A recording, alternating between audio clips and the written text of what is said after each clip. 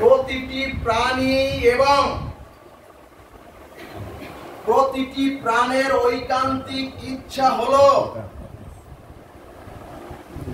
জীবন থেকে দুঃখকে বিদূরিত করা। এই কারণে মহাজনগণ লিখলেন, কোন বস্তুর সমাধান করতে গেলে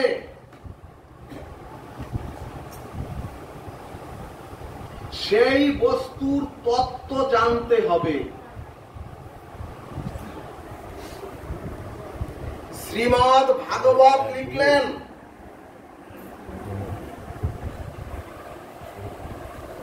যথাযথ নিরূপণম ইতি তত্ত্বম। অর্থাৎ এ চরাচরের যে বস্তু যে রূপ, তাকে সেই রূপে নির্ণয় করার নাম হচ্ছে তত্ত্ব। ভাগবত শাস্ত্র এর পরে বললেন,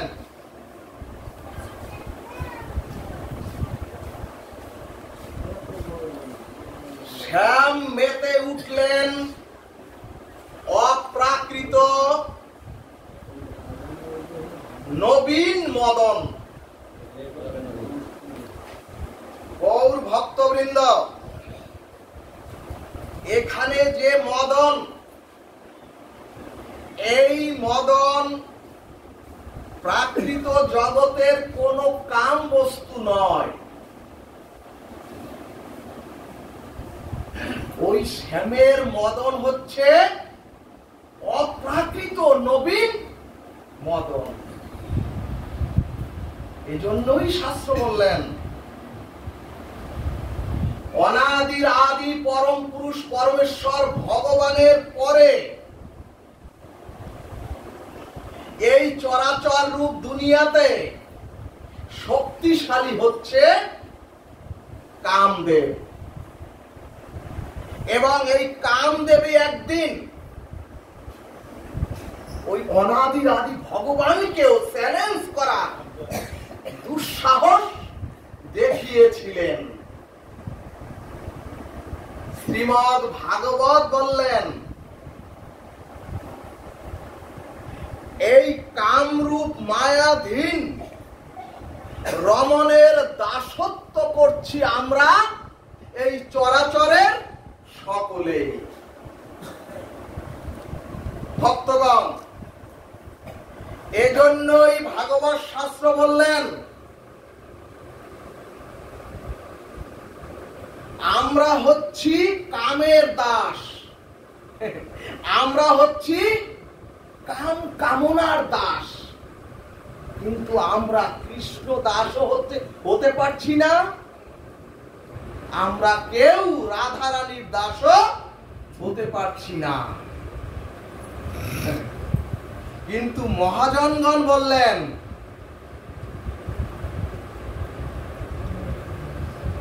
ওগো তোমরা কবে হবে রাধা মাধবের দাস?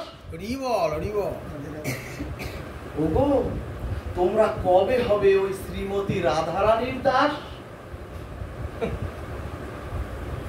তোমরা কবে হবে গৌর নিতাইয়ের দাস?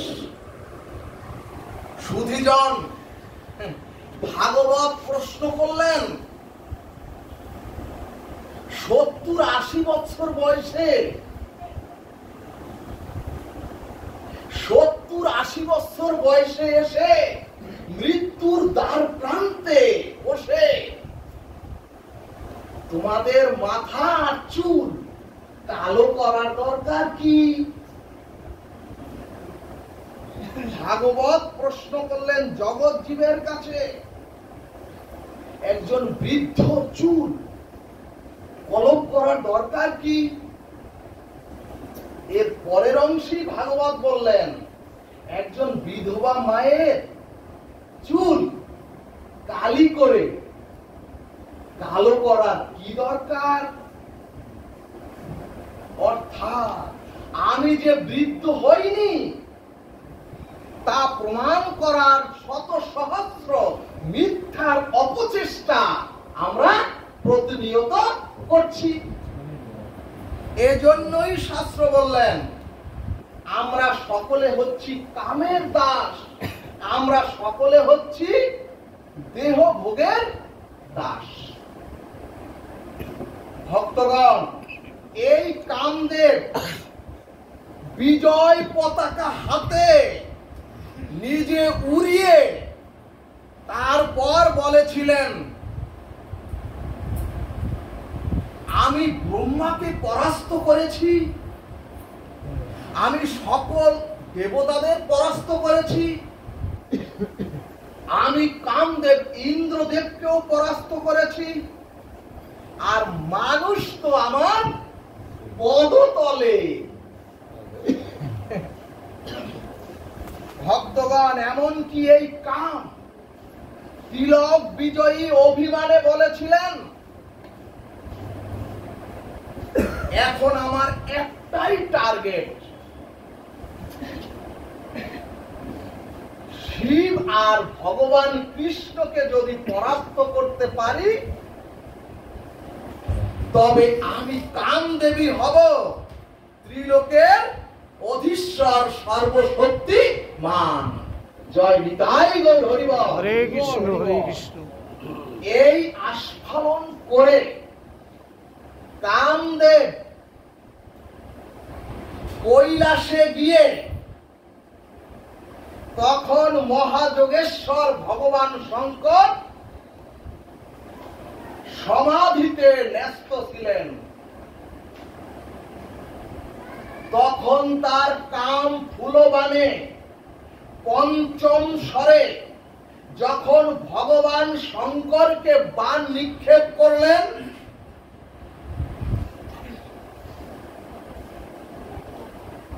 তখন মহাযোগেশ্বর শঙ্কর ধ্যান ভঙ্গ হয়ে বললেন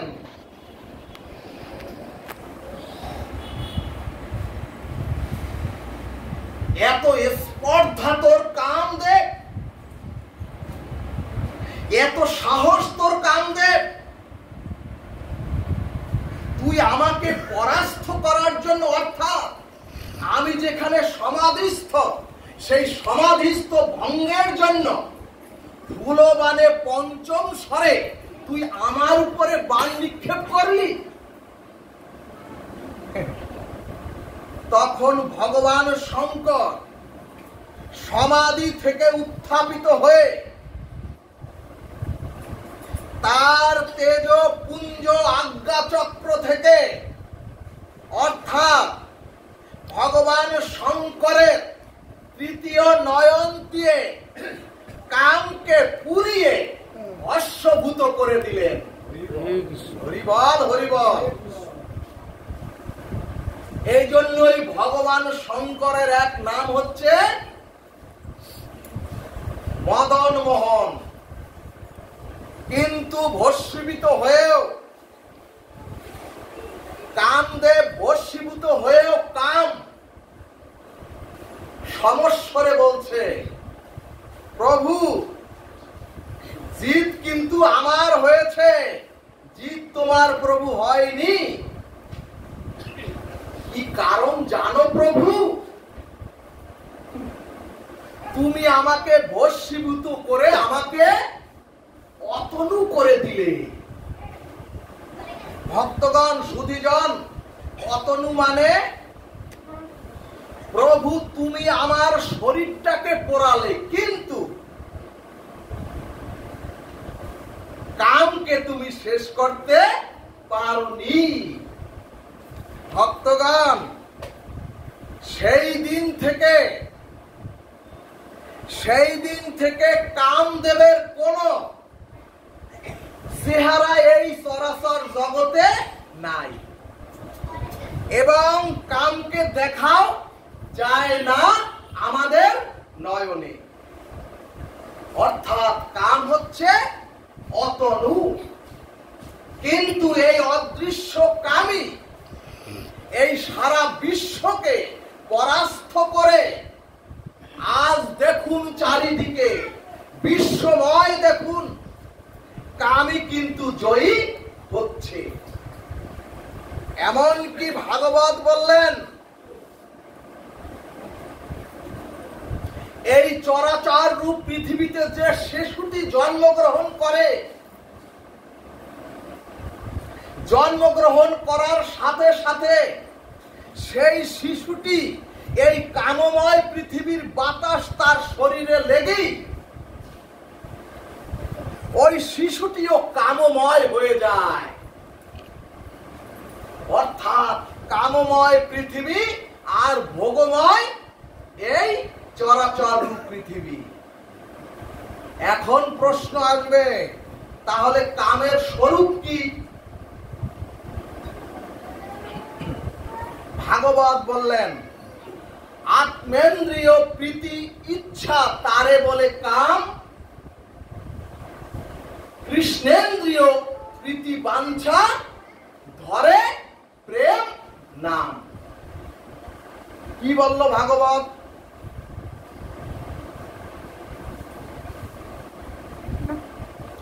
ভাগবত এই শ্লোকে বললেন, নিজের দেহ সুখে, নিজের দেহ ভোগের বাসনার নাম হলো কাম। আর কৃষ্ণ সুখের জন্য, রাধারানীর সুখের জন্য, নিতাই গৌরের সুখের জন্য যা কিছু করা হয় সেটাই হলো প্রেম। ভাগবত বললেন, প্রেম হলো মন্দাকিনীর শুদ্ধ বিশুদ্ধ জল, আর কাম হলো ড্রেনের পচা নোংরা দূষিত জল। আর চৈতন্য চরিতামৃত বললেন,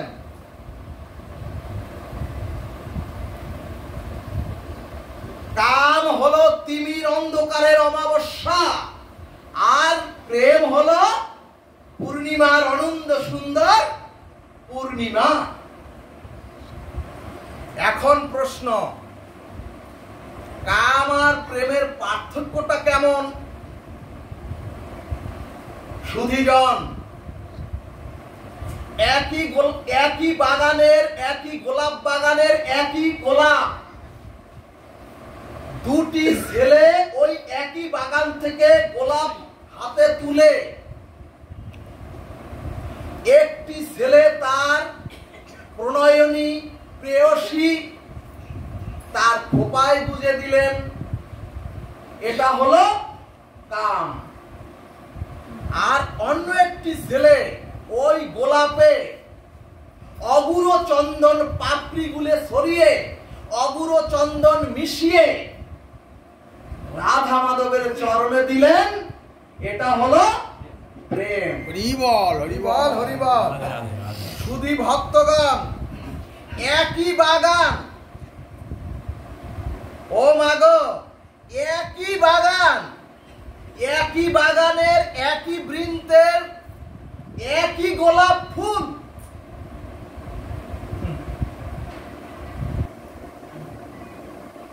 একজনের হলো কাম আর অন্যজনের হলো প্রেম। আবার শাস্ত্র দৃষ্টান্ত দিলেন, একই দিয়া সলাই দিয়ে যদি আপনি নেশা করার জন্য বিড়ি ধরান, এটা হলো কাম। একই দিয়া সলাই দিয়ে যদি গোবিন্দের চরণে আরতি প্রদর্শন করার জন্য প্রদীপ প্রজ্বলন করেন, এটা হলো প্রেম। প্রেম কিন্তু অনেক বড় কিছু নয়, অনেক অর্থবিত্ত নয়, অনেক সুন্দর চেহারার কোন প্রতিকৃতি নয়। এজন্যই ভাগবত বলছে, দেহ ভোগের বাসনা যতদিন জীবে হৃদয় রূপ মনের মধ্যে থাকে, তার নাম হচ্ছে কাম। আর রাধা মাধবের সুখের বাসনা যেদিন সর্ব ইন্দ্রিয়ের মধ্যে, আপনার হৃদয়ে, আপনার দেহের মধ্যে জাগবে, সেটা হলো প্রেম। এজন্যই কাম ভগবান শিবকে বললেন, প্রভু পরাস্ত তো আপনি হলেন, কারণ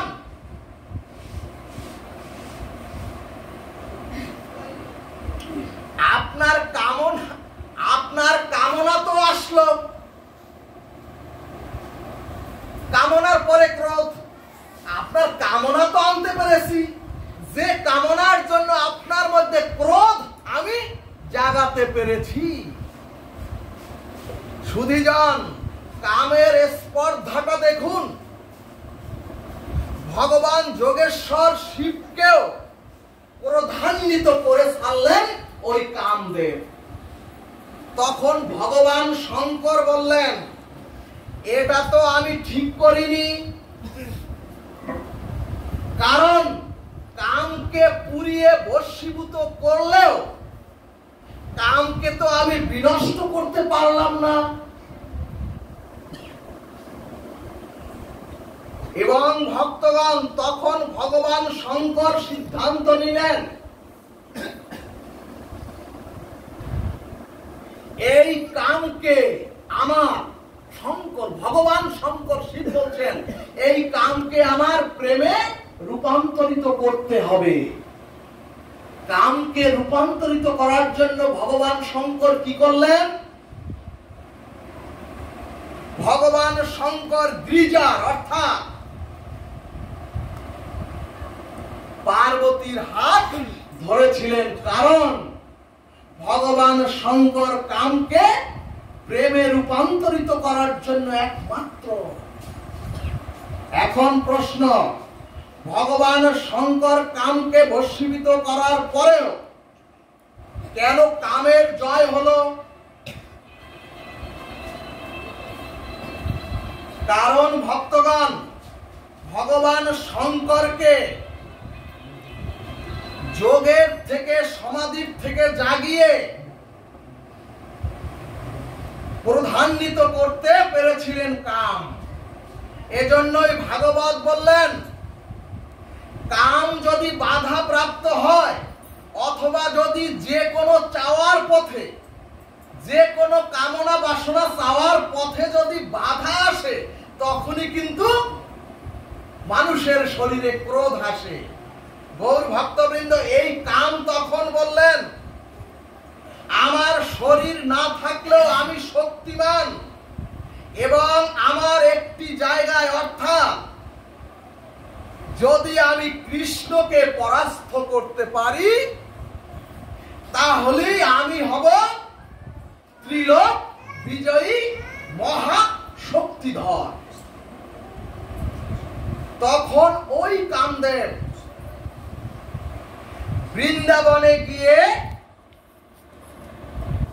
একবার দেখলেন ছোট্ট গোপাল সখাদের সাথে ঘর বাড়ি বানানোর খেলা করিতেছে, কিন্তু গোবিন্দ একবারও নিজের ঘর বানাতে পারে না। অন্য সখারা সকলে মুহূর্তের মধ্যে ঘর তৈরি করে ফেলায়, কিন্তু গোবিন্দ পারে না। তোমাগো গোবিন্দ পারে না ঘর তৈরি করতে? গোবিন্দ বলছেন, ওরে এ সরাসর রূপ পৃথিবীতে এসে আমি কোন ঘর তৈরি করব না। ওরে তোদের গৃহরূপ ওই ঘরে তোরা আমাকে একটু স্থান দিস। গৌর ভক্তবৃন্দ, যখন কামদেব বৃন্দাবনে গিয়ে ছোট শিশু গোপালকে দেখলেন, তখন কামদেব বলল, ও কৃষ্ণ, আরেকটু বড় হও, যখন তোমার মধ্যে কাম চরিতার্থ করার আমি তখন কাম চরিতার্থ করতে পারবো, সেই জন্য তুমি আরেকটু বড় হও, তারপরে তোমার পরীক্ষা আমি নেব। কামদেব বলছে। সুধী ভক্তগণ, সেই রাসের রজনীতে ব্রজ বিপিনে আর যমুনা পুলিনে যেদিন ভগবান বংশী তটের তলে মুরালির ধ্বনিতে যখন ভগবান শ্রীকৃষ্ণ ব্রজের সকল গোপিকাদের আহ্বান করলেন, সেই মহাধ্বনিতে কাম এসে দূরে দাঁড়িয়ে দেখলেন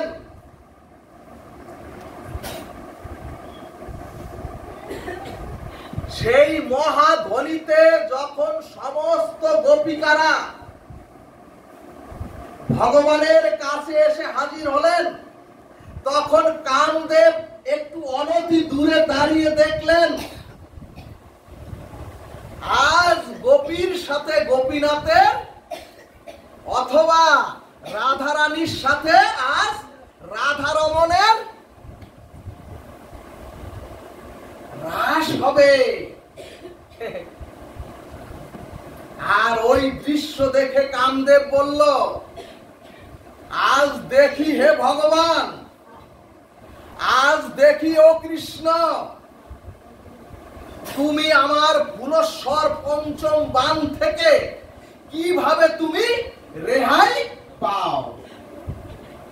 ভক্তগণ, সেই ফুলস্বর পঞ্চম বাণ যখন কামদেব ভগবান শ্রীকৃষ্ণের দিকে নিক্ষেপ করতে যাবেন, ও মাগ,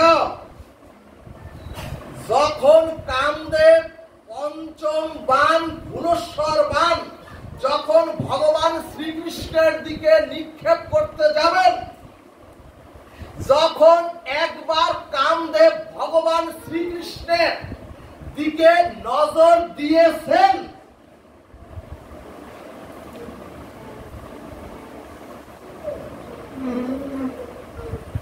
তখন প্রাকৃত মদন কাম রাধা মাধবের যুগল অনিন্দ সুন্দর রূপ দর্শন করে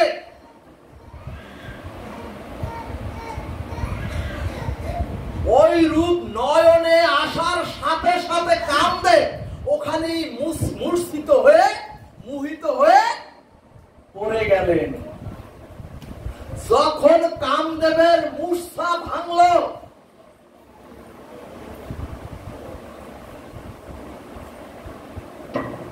তখন কামদেব দু হাত উত্তোলন করে হা কৃষ্ণ, হা গোবিন্দ, হা রাধে রাধে বলতে বলতে ওই কামদেব কাঁদতে কাঁদতে ক্রন্দন করতে করতে অনুশোচনায় বলছে,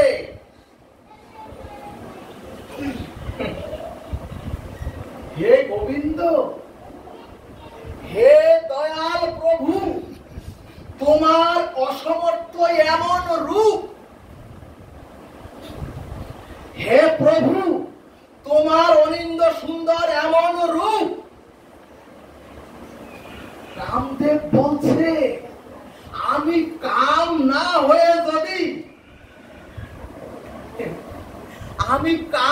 হয়ে যদি বৃন্দাবনের কোন গোপী হতে পারতাম,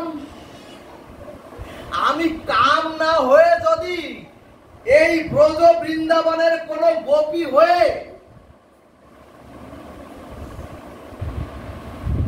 রাধা কৃষ্ণ যুগল রূপ দর্শন করতে পারতাম, আমি ধন্য হয়ে যেতাম। বলবান রাধা কৃষ্ণ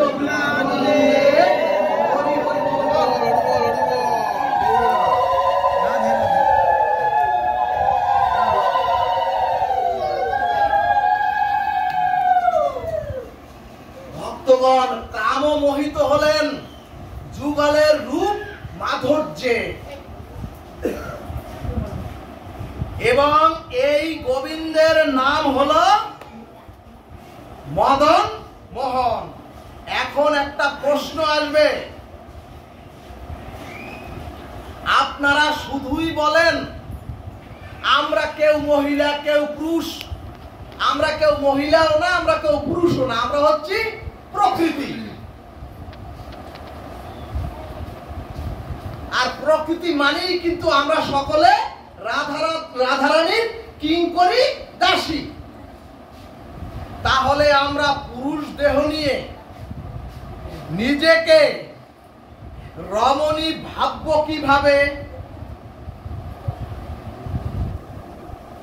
আমরা পুরুষ দেহ নিয়ে রাধারানীর কিঙ্করী ভাববো কিভাবে?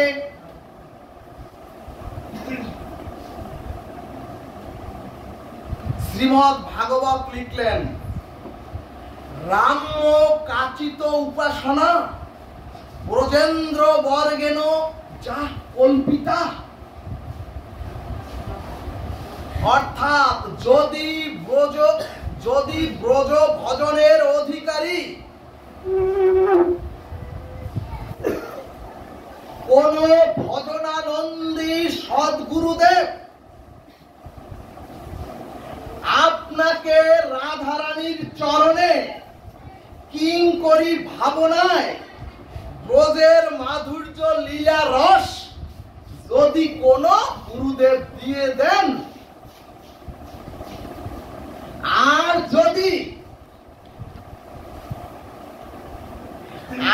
যদি সেই ব্রজের মাধুর্য লীলা রস ভাবনায়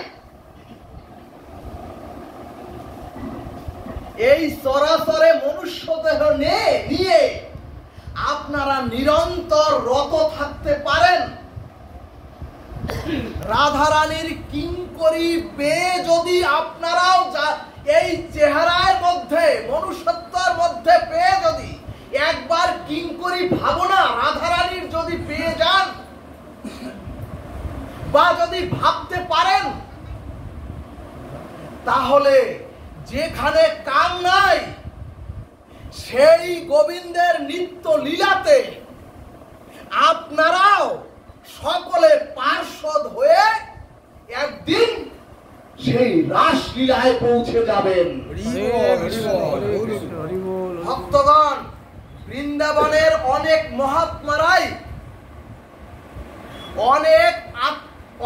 মহাত্মারাই রাধারানীর কিঙ্করী ভজন করতে করতে সাপের খোলস পাল্টানোর মতো এই দেহ ছেড়ে কিশোরী রূপ ধারণ করে নিত্য লীলাতে চলে গেছেন প্রকট বৃন্দাবনে। তবে শুধু শাস্ত্রজ্ঞ ভক্তমণ্ডলী, এই রাধারানীর কিঙ্করী ভজন এই চরাচরের সব গুরুদেব দিতে পারেন না। এই উপাসনার মাধুর্য দুই লাইনে মহাপ্রভু নিজের মুখে বললেন। বৃন্দাবনে অপ্রাকৃত নবীন মদন, কাম বীজ কাম গায়ত্রীতে যার উপাসন। ভাগবত প্রশ্ন করলেন মহাপ্রভুর সূত্র ধরে, এই উপাসনা পেয়েছেন তো আপনারা? অর্থাৎ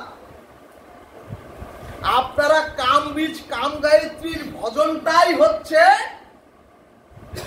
রাধারানীর কিঙ্করী ভজন, এবং বৃন্দাবনের পরম্পরা বিশুদ্ধ রাধা কুণ্ডের ধারায় যদি না যেতে পারেন, রাধা কুণ্ডের ভজনে যদি নিজেকে নিয়োজিত না করতে পারেন, এই কাম বীজ কাম গায়ত্রী পাওয়া যাবে না।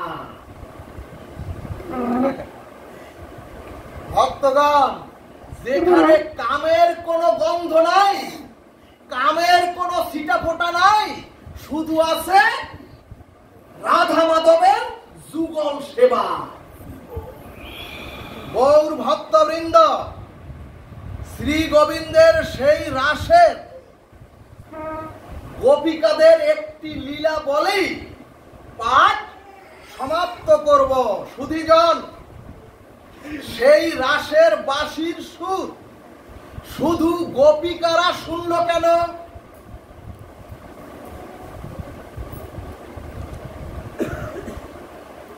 অর্থাৎ আপনারা জানেন, ব্রজ বধূ গোপীগণ ছাড়া কেউ শুনলো কিন্তু কেউ শুনতে পায় নাই ওই শ্রীকৃষ্ণের বংশীধ্বনি।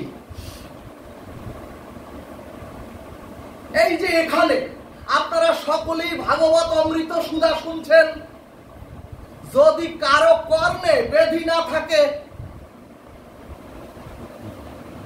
কিন্তু বৃন্দাবনে মুরলীর ধ্বনি কেবল গোপীরাই শুনলো কেন? ভাগবত বললেন দাস্য সখ্য আর বাৎসল্য, দাস্য সখ্য আর বাৎসল্য ভাবে নাই অধিকার।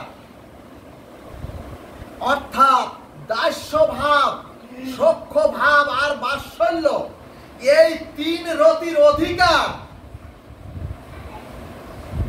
রাসে নাই। অর্থাৎ যদি ভাবেন আমি মা রমণী, ওই রমণীরও নাই। যদি ভাবেন আমি সখা, সখাদেরও নাই। যদি ভাবেন আমি দাস, দাসেরও নাই। তাহলে আছে কার?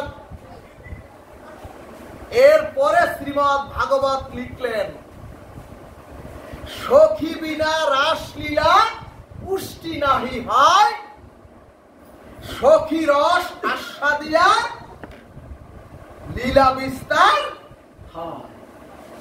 গৌর ভক্তবৃন্দ, অর্থাৎ একমাত্র ব্রজের গোপীগণ, ব্রজের বধূগণই শ্রীকৃষ্ণের বাঁশি শুনতে পেয়েছিলেন। কারণ রাধারানীর কিঙ্করী ভজনে, মাধুর্য রসের উপাসনায় দাস্য সখ্য আর বাৎসল্য এই রসের কোনো ভাবনার অধিকারী নাই। কিন্তু আমরা তো আমাদের ঠাকুর ঘরে আর 10টি প্লেট বিছিয়ে আর 10 জনকে প্রসাদ দেয়, প্লেটে খাবার দেয়। এই কারণেই উপাসনা তত্ত্বে,